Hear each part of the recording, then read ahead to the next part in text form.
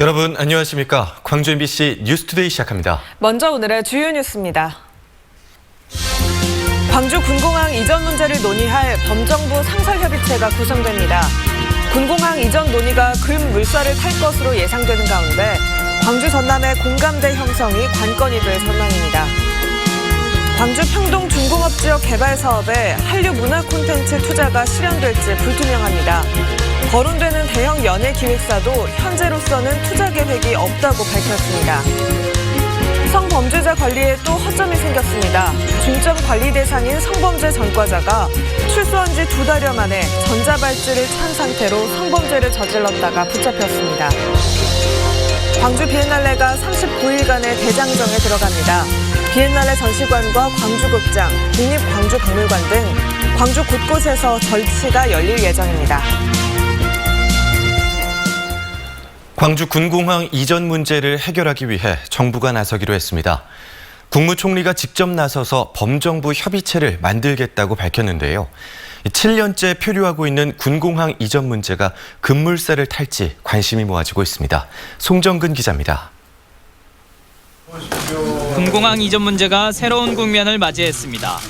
정세균 국무총리는 정부 주도로 군공항 이전 문제를 논의하는 범정부 상설협의체를 출범시키겠다고 밝혔습니다. 협의체에는 광주시와 전남도, 국방부, 국토부 등 기존의 사자협의체는 물론 필요하다면 행정안전부와 기획재정부 등 책임 있는 정부 부처도 기구에 포함시키기로 했습니다.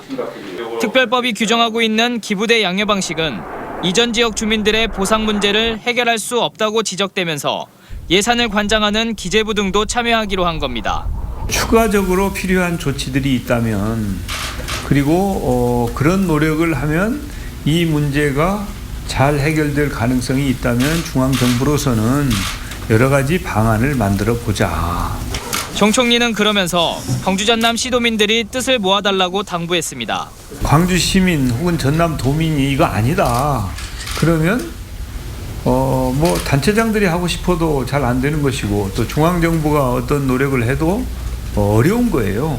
광주시와 전라남도는 범정부 협의체 출범을 적극 지지한다는 협의문을 발표했습니다. 전라남도가 이번 협의체 구성에 적극 협력해주고 적극적으로 참여하겠다고 입장을 밝혀주신 데 대해 감사를 드립니다. 앞으로 전라남도와 긴밀한 협조 체제를 유지해서 전라남도도 군공항 이전 지역 주민들이 받아들일 수 있는 종합적인 지원 대책 마련에 협력하기로 했습니다.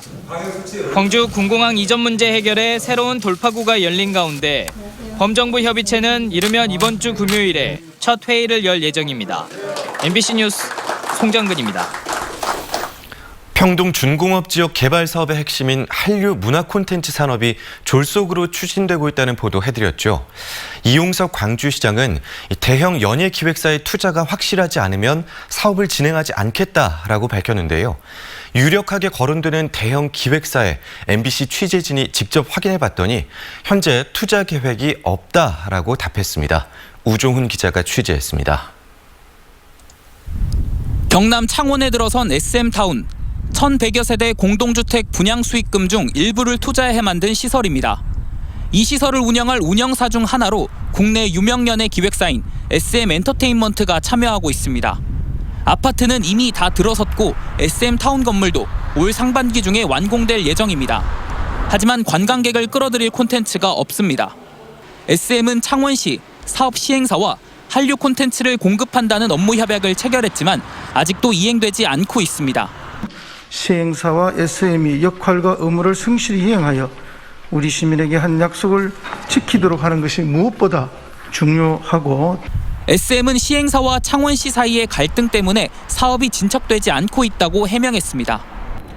콘텐츠에 대한 투자가 명확히 확정되지 않으면서 SM이 빠진 문화타운이 되는 게 아니냐는 우려가 나옵니다. 광주 평동 준공업 지역 개발 사업도 구상은 창원과 비슷합니다. 창원 사업에 참여한 시행사의 전 대표가 평동 사업의 콘텐츠 분야를 담당하는 신생법인 스카이11의 대표이기도 합니다. 스카이11 대표는 이번에도 SM엔터테인먼트를 앞세웠습니다. 취재진을 만난 대표는 SM뿐만 아니라 국내 굴지의 연예 기획사를 통해 콘텐츠를 제공받을 수 있다고 자신했습니다. 스카이11 신생법인이 선택된 것도 우리나라에서 이런 걸 할 수 있는 게 저밖에 없어요. 지난 20년 동안 개인 돈 투자해서 이 일을 해왔습니다. 하지만 사업자 공모 당시 제출한 근거 자료는 SM 엔터테인먼트와 맺은 투자 양해각서뿐 다른 기획사의 콘텐츠 공급을 담보할 만한 내용은 없습니다. 게다가 SM의 투자 의향도 불분명합니다. 투자 의향을 묻는 취재진의 질문에 SM은 당사는 광주 사업에 투자할 계획을 현재 갖고 있지 않다면서 사업 타당성이 있다고 판단할 경우 콘텐츠를 공급할 의향이 있다는 의사를 표명한 것뿐이라고 답했습니다. 대형 기획사의 명확한 참여를 전제로 사업을 진행하겠다는 광주시의 입장과는 분명한 차이가 있습니다. 이에 대해 광주시는 기획사와 법적 효력이 있는 문서가 없으면 협약을 진행하지 않을 것이라고 밝혔습니다. 대형 연예 기획사의 투자 실체가 불투명한 것으로 드러나면서 평동 준공업 지역 개발 사업을 둘러싼 의혹이 더욱 짙어지고 있습니다. MBC 뉴스 우종훈입니다. 오늘도 포근한 날씨가 이어지겠지만 하늘 모습은 흐리겠습니다. 현재 남해상을 중심으로 약한 비구름대가 지나고 있는 모습입니다. 오늘 뚜렷한 비 소식은 없지만 해안 지역을 중심으로는 산발적인 빗방울이 떨어지겠습니다. 오늘 낮부터는 바람도 강하게 불겠습니다. 특히 남해안 지역을 중심으로 평균 풍속은 초속 10에서 16m 안팎, 순간 풍속은 초속 20m 안팎의 강풍이 불겠습니다. 바람이 강해지는 낮부터 거문도 초도에는 강풍특보도 내려질 전망입니다. 기온은 높게 올라 포근하겠습니다. 광주의 아침 기온 10도 안팎으로 어제보다 3, 4도가량 높게 시작했고요. 한낮 기온 20도를 웃돌겠습니다. 날씨 정보였습니다. 정현복 광양시장 가족의 땅 투기 의혹이 일파만파 커지고 있습니다. 해명을 요구하는 목소리가 커지고 있지만 정 시장은 별다른 입장을 내놓지 않은 채 침묵으로 일관하고 있습니다. 조희원 기자입니다. 정현복 광양시장의 배우자 A씨가 소유한 광양시 진월면의 한 야산. A씨는 지난 2019년 이곳에 매실 농사를 짓겠다며 땅 2,985평을 샀습니다. 그런데 땅을 산 지 1년여 만에 광양시가 이 일대에 2차선 군도 개설 계획을 추진하기 시작해 논란이 불거졌습니다. 광양시는 이제 계획 단계일 뿐이라며 A씨의 땅이 포함될지는 아직 모른다고 연관 의혹을 부인했지만 경찰은 A씨가 땅을 매입한 배경에 불법이 있었는지를 확인하기 위한 수사에 착수한 상태입니다. 정 시장이 그동안 임대 아파트를 장기간 임대하고 있었다는 논란도 제기되고 있습니다. 광양시 부시장으로 은퇴한 이후인 지난 2010년 7월 중마동의 한 임대 아파트 공실에 입주했는데 시장으로 취임한 2014년 이후 분양 전환에서 탈락한 2019년까지 임대 상태로 있었다는 겁니다. 5년여 동안 정 시장은 자신과 배우자 명의로 서울의 아파트를 2채나 소유한 상태였고 취임 직후부터 지금까지 광양읍 시장관사에서 거주하고 있습니다. 주택이 없는 시민들도 너무 많잖아요. 다른 분에게 사실은 더 혜택이 가야 되는 부분인데 어떻게 보면 시장으로서 어떻게 보면 혜택을 받은 건데 진정으로 사과를 해야 되지 않았나라는 생각을 해봅니다. 광양시 관계자는 해당 임대 아파트 실거주자가 누구였는지는 알 수 없다며 다만 관사에 거주했던 건 관사를 없애지 말라는 광양읍 주민들의 민원이 있기 때문이라고 해명했습니다. 그제 광양시의회가 공동 입장을 발표한 데 이어 어제 광양시민단체 협의회 등도 잇따르고 있는 논란에 대한 해명을 요구하고 나선 상황. 그러나 정현복 시장은 여전히 별다른 공식 입장을 내놓지 않은 채 침묵을 지키고 있습니다. MBC 뉴스 조희원입니다. 인구 감소 시대에 대비해 공동주택 공급 정책을 전면 재검토해야 한다는 주장이 제기됐습니다. 광주시의회 김동찬 의원은 본회의 시정 질문을 통해 광주 주택 보급률이 올해 107%, 2025년에는 119.4%로 증가할 것으로 예측되고 아파트 비율인 66.8%로 전국에서 가장 높다고 지적했습니다. 김 의원은 향후 10년 동안 주택 공급 물량이 최대 18만 가구를 넘을 것으로 추산되지만 광주 인구는 오히려 줄고 있다며 공급 과잉에 대비한 주거 정책이 마련돼야 한다고 강조했습니다. 전자발찌를 찬 성범죄 전과자가 출소 2달 만에 또 성범죄를 저질렀습니다. 같은 범죄를 막기 위해 전자발찌를 채우고 경찰이 중점적으로 관리했다지만 재범을 막지는 못했습니다. 이다현 기자가 취재했습니다. 광주의 한 주택가 원룸 건물에서 누군가 경찰에게 끌려 나옵니다. 경찰에 붙잡힌 용의자는 30대 A씨. A씨는 30일 오후 4시 20분쯤 인근 골목에서 처음 보는 여성을 뒤따라가 성추행한 혐의를 받고 있습니다. 300m 정도 떨어진 곳에서 피해 여성을 추행한 A씨는 자신이 살고 있는 이곳 원룸 건물로 도망쳤습니다. 낯선 남성이 따라왔다는 신고를 받고 출동한 경찰은 2시간 반 정도 만에 A씨를 붙잡았습니다. 그런데 이 남성, 알고 보니 전자발찌를 착용한 성범죄자였습니다. A씨는 19세 미만 여자 청소년 6명을 강제추행과 간음, 강간한 혐의 등으로 징역 9년 8월을 선고받았습니다. 그리고 올해 1월 전자발찌 착용 처분을 받고 출소했는데 출소 2달 만에 비슷한 범행을 저지른 겁니다. 경찰은 A씨가 재범을 저지를 우려가 크다고 보고 그동안 중점 관리해온 것으로 전해졌습니다. 순찰 노선 그쪽으로 정해서 매일 돌도록 있어요. 그 시간, 그 사람 퇴근 시간에 맞춰서. 보호관찰관이 있거든요. 담당자하고 상식의 연락처를 구축을 해가지고. 하지만 결과적으로 재범을 막지는 못했습니다. A씨가 의도적으로 전자발찌를 파손했다거나 학교 등 출입이 금지된 공간에 들어간 것은 아니었기 때문에 A씨를 감시하는 보호관찰소에서도 위험 상황을 예측할 수 없었습니다. 성범죄자의 재범을 막기 위해 각종 제도와 지침을 마련했다지만 사각지대는 여전히 존재하고 있습니다. MBC 뉴스 이다현입니다.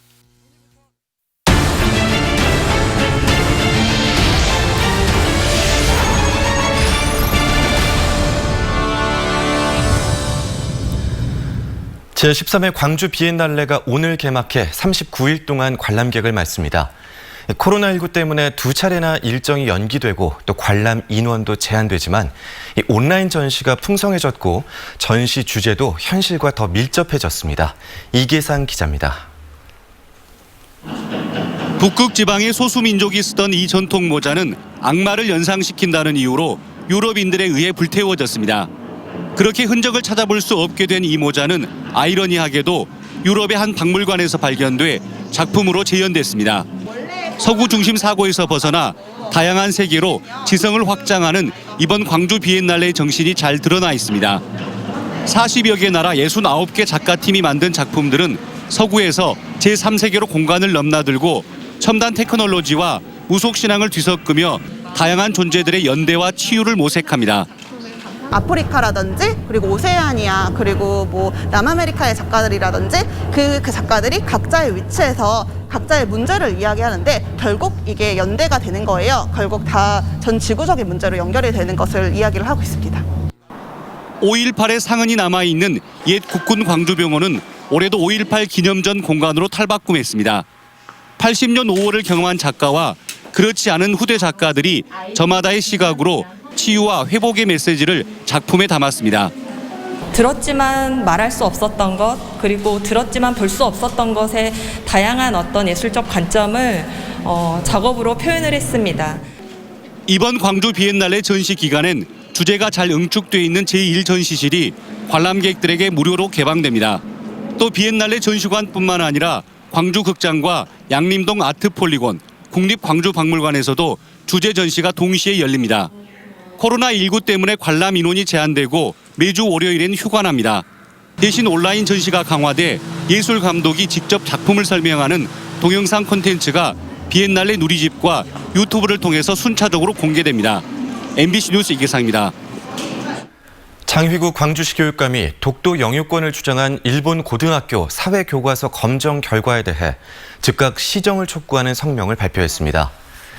장 교육감은 일본의 독도 영유권 주장은 주권 침해이자 역사 왜곡이라고 규탄하며 독도가 우리 땅임을 증명하는 실증 자료를 활용해 독도 상시 교육을 강화하겠다고 밝혔습니다. 미얀마 민주화운동 후원 모금액이 약 3주 만에 8천만 원을 넘어섰습니다. 미얀마 군부 쿠데타 반대와 민주화 지지 광주연대는 지난 11일부터 개인과 기관 등 1000여 곳으로부터 후원금을 건네받아 지금까지 총 8,400만 원을 모금했다고 밝혔습니다. 각화중과 신광중학교 학생들이 아나바다 운동을 해서 후원금을 모으기도 했고 광주 흥사단 회원 100여 명이 640여만 원을 전달하기도 했습니다. 광주연대는 모금한 후원금을 미얀마 상황에 맞춰 현지에 지원하거나 추후 재건 비용 등으로 전달할 예정이라며 시민들의 적극적인 동참을 호소했습니다. 광주 지역 대부분의 사립학교 법인이 법정 부담금을 납부하지 않는 것으로 나타났습니다. 학벌 없는 사회를 위한 시민 모임은 광주 지역 사립학교의 지난해 법정 부담금 현황을 분석한 결과 납부율이 평균 11.6%에 불과하다고 밝혔습니다. 또 5개 사립학교는 법정 부담금을 한 푼도 납부하지 않았습니다. 시민 모임은 법정 부담금 납부율이 갈수록 낮아지고 있다며 시교육청의 형식적인 감독도 문제지만 사학법인이 수익용 기본 재산을 적극적으로 활용하지 않는 폐단이 근본적인 원인이라고 지적했습니다. 국내 첫 해양치유센터가 완도에 들어섭니다. 바닷물과 해조류 등을 활용한 치유시설을 갖추고 만성질환 치료와 정서적 치유에 나설 예정입니다. 양현승 기자입니다. 더 잘게 부술 수 없을 만큼 고운 모래, 파도 소리는 번잡한 일상을 치유합니다. 억만금으로도 만들어낼 수 없는 천혜 해양 자원이 새로운 치유 산업의 무기가 되고 있습니다. 아토피아와 같은 피부 질환, 호흡기 질환 등 현대인들의 흔한 고민을 해소했던 산림 자원을 활용한 치유처럼 바다에서 정서적, 육체적 피로를 덜어내는 시대가 열리는 겁니다. 해양치유 산업은 의료, 관광, 바이오 산업이 융복합된 미래의 신성장 동력입니다. 삼면이 바다인 국내에서 첫 번째 해양 치유 시설이 내년까지 완도에 구축됩니다. 바닷물과 해조류 등을 활용한 16개 치유 시설을 갖추고 만성 질환 치료와 정서적 치유에 나서는 겁니다. 이미 프랑스 등 유럽에서는 100년 전부터 해양 치유에 주목하고 의료와 관광 등을 아우르는 고부가가치 산업이 자리 잡았습니다. 특히나 이제 민간 투자 부분에 투자 의향을 나타내는 기업들이 속속 나타나고 있어서 골프 리조트나 그다음에 호텔 등 이와 같은 것을 이제 갖춰가게 됩니다. 해양치유센터 주변에는 공원과 체험시설 등도 함께 들어서 아직 국내에는 낯선 해양치유 산업을 널리 알릴 계획입니다. MBC 뉴스 양현승입니다. 행정안전부가 한국섬진흥원 입지를 오는 9일 발표할 것으로 예상됩니다. 현지 실사에 나선 한국섬진흥원 설립 정보조사팀은 내일 전남을 찾을 예정이며 4월 7일과 8일 유치희망 지역별 발표를 거쳐 9일에 입지를 결정할 예정입니다. 전남에서는 목포시가 단독 유치를 신청했고 인천 옹진, 충남 보령과 홍성, 경남 통영 남해, 전북 군산 등 5개 시도 9개 지자체가 경쟁 중입니다. 개장한 지 30년이 지난 광주 우치공원을 새롭게 재단장해 관광 명소로 만들어야 한다는 주장이 나왔습니다. 광주시의회 김나윤 의원은 시정 질문을 통해 패밀리랜드의 유의시설 28종 가운데 12종이 30년 된 노후시설이고 우치공원의 동물사 시설은 보완계획과 달리 축소됐다고 지적했습니다. 김 의원은 우치공원 동물사 시설을 가상현실을 겸한 체험형 테마파크로 조성하고 주변 관광자원과 연계해 지역의 랜드마크로 만들어야 한다고 강조했습니다. 정부가 부동산 투기 근절을 위해 농지관리 개선 방안을 발표한 것을 놓고 농민들이 껍데기 대책이라고 평가절하했습니다. 농민회는 성명서를 통해 농지 투기 근절을 위한 4대 법률 개정안이 이달 중 발의된다고 하지만 비농업인이 농지를 소유할 수 있게 하는 농지법 독소 조항이 근본적인 원인이라고 지적했습니다. 농민회는 비농업인의 농지 소유를 엄격히 제한하고 식량 자급률 확보를 위한 농지 보전과 농지 이용 실태의 주기적 조사가 필요하다고 요구했습니다. 지스트 기계공학부 이종호 교수 연구팀이 이동하는 차량에 드론이 착륙할 수 있도록 한 기술을 개발했습니다. 이종호 교수 연구팀이 개발한 이 기술은 차량에 설치한 마커에서 방출한 적외선을 드론이 감지해 착륙할 수 있도록 한 기술로 드론 택배 등 미래 무인 이동체 산업에 활용될 수 있을 것으로 연구팀은 기대하고 있습니다.